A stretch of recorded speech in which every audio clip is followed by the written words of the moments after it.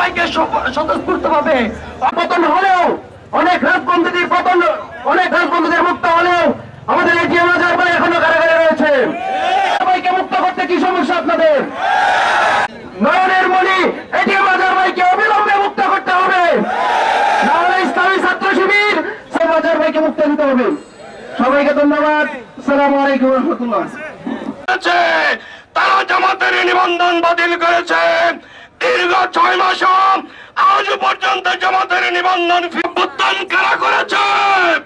ছাত্র শিবিরের নেতৃত্বে এদেশের যুব সমাজে সেই নেতৃত্ব দিয়ে 37 জুলাই জনতা এই পর্যায়ে আপনাদের সামনে গুরুত্বপূর্ণ বক্তব্য পেশ করবেন গাজীপুর জেলা ছুড়া এবং কর্ম পরিষদের জনাব মোহাম্মদুল্লাহ। সেক্রেটারি, কেন্দ্রীয় মজলিস সদস্য জননেতা জনাব আফজাল হোসেন বক্তব্য রাখছেন। জনাব আফজাল হোসেন। আমাদের তাদেরকে গ্রেফতার করে অন্যায়ভাবে ফাঁসি দেওয়া হয়েছে। আমাদের আজহার ভাইয়ের বিরুদ্ধে যেই সাক্ষী দেওয়া হয়েছিল 3 মাইল দূর থেকে 6 মাইল দূর থেকে দেখেছে। আমাদের ডিফেন্স পক্ষের ভাইরা বলেছিলেন যেই সাক্ষী প্রমাণ এসেছে এতে এই সাক্ষী প্রমাণ সব বিচার ডাস্টবিনে নিক্ষেপ করা দরকার ছিল, তাকে ফাঁসি দেওয়ার কোন যৌক্তিক কারণ ছিল না। সম্মানিত ভাইরা, আমাদের বিরুদ্ধে নেতৃবৃন্দের বিরুদ্ধে মিথ্যা অপবাদ দিয়ে, মিথ্যা ট্রাইব্যুনাল করে, মিথ্যা সাক্ষ্য দিয়ে আমাদের নেতাদেরকে দুনিয়াতে বিদায় করে দেওয়া হয়েছে। আমাদের আজহার ভাই বিরোধী একটা সরকার, যেই সরকার আমাদের ভোটের অধিকার কেড়ে নিয়েছিল, রাজনৈতিক অধিকার করে কেড়ে নিয়েছিল, মত প্রকাশের স্বাধীনতা কেড়ে নিয়েছিল। জাতি মুক্তি লাভ করার জন্য ছাত্র জনতা জীবন দিয়ে 24 গণ অভ্যুত্থান ঘটে ফ্যাসিবাদ মুক্ত বাংলাদেশ গঠন করেছে। আমরা লক্ষ্য করছি ফ্যাসিবাদ মুক্ত বাংলাদেশে কারাগার থেকে মজলুম জনগণ নেতা মুক্ত হলেও এটিএম আজহারুল ইসলামকে মুক্তি দেওয়া হচ্ছে না। এটিএম আজহারুল ইসলামকে তারা এখনো বন্দী করে রাখছে। আমাদের নিবন্ধনকে এখনো ফিরিয়ে দেওয়া হচ্ছে না। স্বভাবতই তাহলে প্রশ্ন আসে, ফ্যাসিবাদ মুক্ত বাংলাদেশে জামাতের নিবন্ধন যদি ফিরিয়ে দেওয়া না হয়, এটিএম আজহারুল ইসলামকে যদি মুক্ত দেওয়া না হয়, তাহলে এখানে কি ফ্যাসিবাদের দূষররা লুকিয়ে আছে কিনা এইটাই জাতি জানতে চায়। বাবরের মুক্তি হলো, এটিএম আজহারুল ইসলামের মুক্তি হয় নাই। আমরা আজকের এই সমাবেশ থেকে অন্তর্বর্তীকালীন সরকারের কাছে উদাত্ত আহ্বান জানাতে চাই, অবিলম্বে আমার ভাই আজহারুল ইসলামকে মুক্তি দেন। আমাদেরকে নাড়াবেন না, আমাদেরকে রাজপথে ওই 5 আগস্টের মতো আবার আন্দোলন করতে বাধ্য করবেন না। আমরা ওই আইন উপদেষ্টাকে বলে দিতে চাই, আপনি অনেক কাটাকাটি করছেন, বাংলাদেশের মানুষ আপনাদের ওই চাণক্য নীতিকে আর একটি সময় সুযোগ দিতে রাজি নয়। অবিলম্বে আমার ভাই আজহারুল ইসলামকে মুক্তি দেন। আমরা অত্যন্ত বিস্ময়ের সাথে লক্ষ্য করছি, আইনের দোহাই দিয়ে আগে যারা আইন কোন তোয়াক্কা না করে খালেদা জিয়াকে মুক্তি দেওয়া হয়েছে, বাবরকে মুক্তি দেওয়া হয়েছে, কিন্তু আমাদের আজহার ভাইকে মুক্তি দেওয়া হয় নাই। তাই আমরা আজহার ভাইয়ের অবিলম্বে মুক্তি চাই এবং আমাদের নিবন্ধন ফিরে পেতে চাই। আমাদের দাঁড়িপাল্লা নিয়ে আগামী দিনে আমরা নির্বাচন করতে চাই। আমরা সবাই আন্দোলনে সক্রিয় ভূমিকা রাখবেন এই আশাবাদ। জামাত ইসলামের কেন্দ্রীয় অফিস থেকে এটিএম আজহারুল ইসলাম সাহেব, আমি এবং তাসলিম আলম, আমাদের এই 3 জনকে কারারুদ্ধ করা হয়েছিল এবং শত শত জামাত কর্মীদেরকে সেদিন ওই পুরাতন ঢাকার কারাগারে সেদিন নিক্ষিপ্ত করা হয়েছিল। প্রিয় ভাইয়ের আমার, 7 মাস পরে আমার জামিন হলেও আজহার ভাইকে 2012 সালের শেষের দিকে জামিন দেওয়া হয়েছিল এবং জামিন দেওয়ার পরই তার বাসা পুলিশে ঘেরাও করে রাখা হয়েছিল এবং তার আত্মীয় স্বজন, তার পরিবারের সদস্য বা সংগঠনের কোনো দায়িত্বশীলের সঙ্গে তাকে সাক্ষাৎ করতে দেওয়া হয়নি। পরবর্তীতে তাকে আবার গ্রেপ্তার করে নিয়ে সেখানে আন্তর্জাতিক অপরাধ আইনে তাকে গ্রেপ্তার করা হয়েছিল। প্রিয় ভাইয়ের আমার, আজ 13 বছর ধরে এটিএম আজহারুল ইসলাম সাহেব কারারুদ্ধ হয়ে তিনি জীবনযাপন করছেন, মানবতার জীবনযাপন করছেন। তিনি বারবার অসুস্থ হয়েছেন, তাকে সুচিকিৎসা তিনি পাননি। এই অবস্থায় আমাদের এই 24-এর গণবিপ্লব সাধন হয়েছে। প্রিয় ভাইরা আমার, আপনারা সবাই খেয়াল করছেন, এ পর্যন্ত বহু মৃত্যুদণ্ড প্রাপ্ত আসামি সহ অনেক বড় বড় মামলার আসামিরা তারা কারামুক্ত হতে পারল, কিন্তু জামাত ইসলামের নেতা এটিএম আজহারুল ইসলাম সাহেব, যিনি সারা জীবন ধরে ইসলামের খেদমত করলেন, ইসলামী আন্দোলন গড়ে তোলার জন্য সারা জীবন যিনি তার জীবনকে ওয়াকফ করে দিলেন, ঢাকা মহানগরের তিনি সাবেক আমির ছিলেন, সেক্রেটারিয়াল অবস্থায় তিনি কারারুদ্ধ হলেন, যিনি একজন ভারপ্রাপ্ত সেক্রেটারি ছিলেন, অথচ তার সঙ্গে যে আচরণ করা হয়েছিল, প্রিয় ভাইয়ের আমার, আমি নিজে সাক্ষী। আমরা একসঙ্গে কারারুদ্ধ হয়েছিলাম ওই ডিবি অফিসের ভিতরে। ওই পুলিশ অফিসার মেহেদি তাকে নিয়ে যেভাবে অত্যাচার করেছিল, তাকে যেভাবে নির্যাতন করেছিল, এবং সেটা ভাষায় বর্ণনা করার মতো নয়। তার চেহারা সম্পূর্ণ বিকৃত হয়ে গিয়েছিল।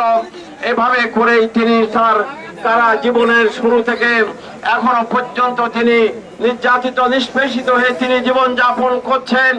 অথচ আমরা দেখতে পাচ্ছি যে এই 6 মাস হলো দেশ স্বাধীন হলো, নতুন স্বাধীনতা পেল, কিন্তু আমাদের প্রিয় ভাই আজহার ভাই মুক্তি পেল না, অথচ অন্যান্য দলের নেতারা মুক্তি পেল। তাহলে যে বৈষম্য বিরোধী আন্দোলনের ফলে এদের স্বাধীন হলো, সেই বৈষম্য বিরোধী আন্দোলনের ফলে এখন আমরা দেখতে পাচ্ছি যে আমাদের জন্য আবার নতুন বৈষম্য সৃষ্টি করা হলো। আমার এই জন্য এটিএম আজহারুল ইসলাম ভাইয়ের মুক্তির দাবিতে 2011 সালে তাকে প্রথমবার গ্রেপ্তার করা হয়। তারপরে মুক্তি পেয়ে 12 সালে আবার তাকে গ্রেপ্তার করা হয়, আর আজ পর্যন্ত তাকে মুক্তি দেওয়া হয় নাই। আমরা 24-এর বিপ্লবে ফ্যাসিস্ট বিদায় হয়েছে, কিন্তু আমরা দেখছি এখনো প্রশাসনের ফ্যাসিস্ট বসে আছে। যদি ফ্যাসিস্ট বসে না থাকে, আজহার ভাইয়ের মুক্তি কেন হয় না?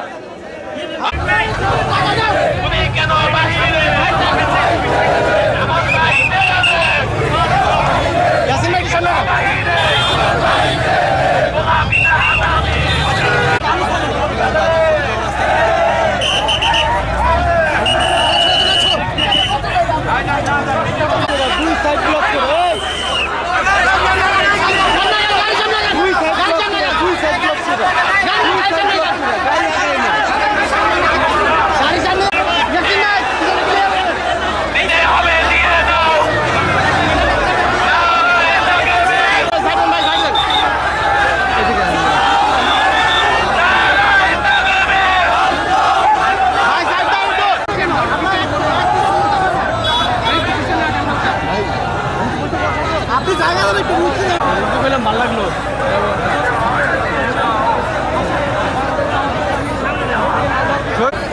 আর আপনি নিচে থাকেন, অফিসে বলবেন আমি ফোন দিয়ে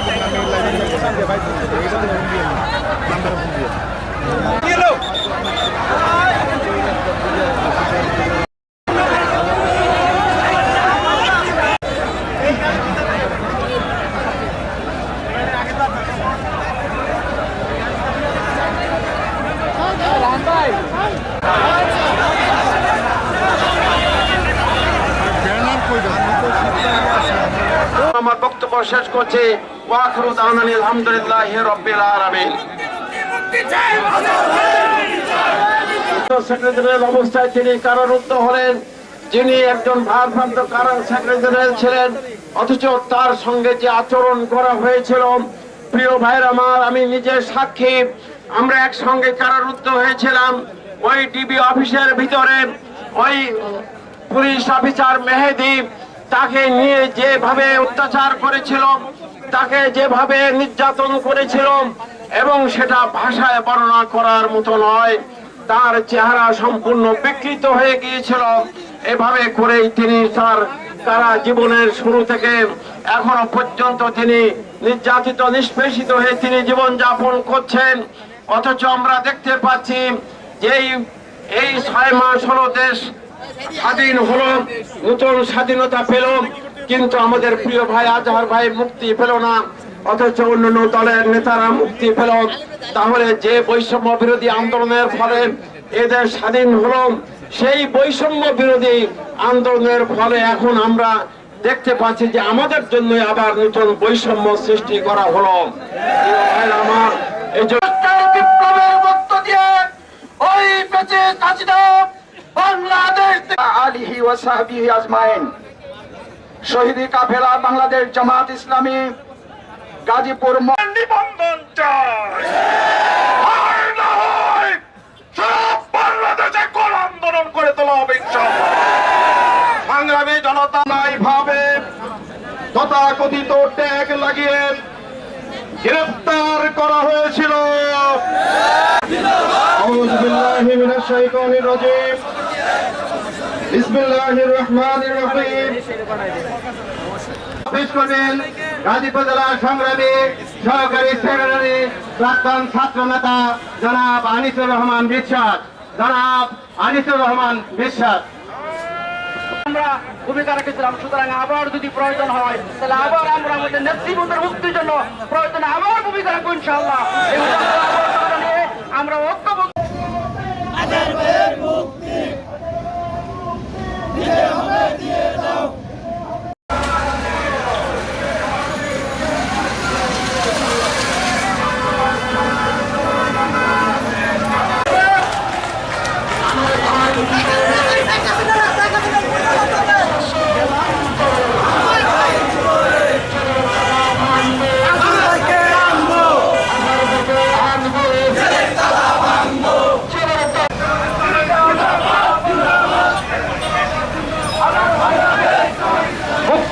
মুক্তি চাই।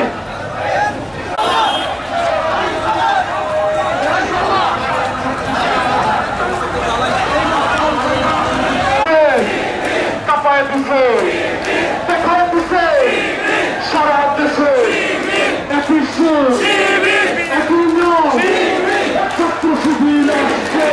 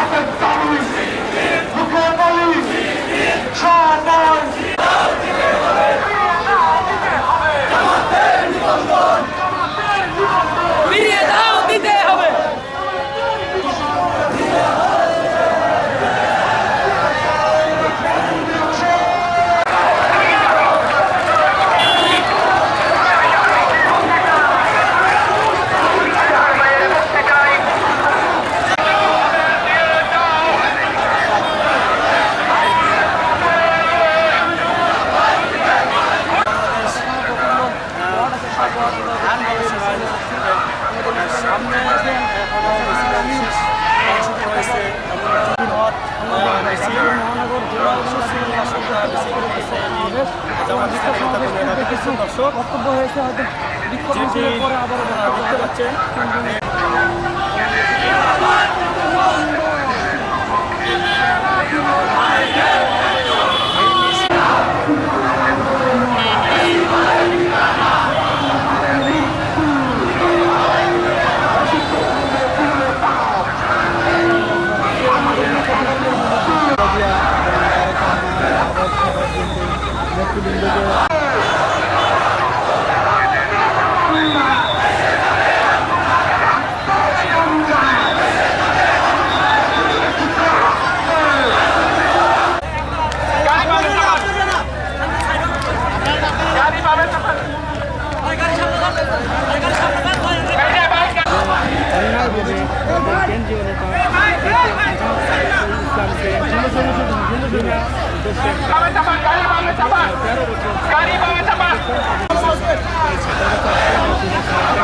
ধন্যবাদ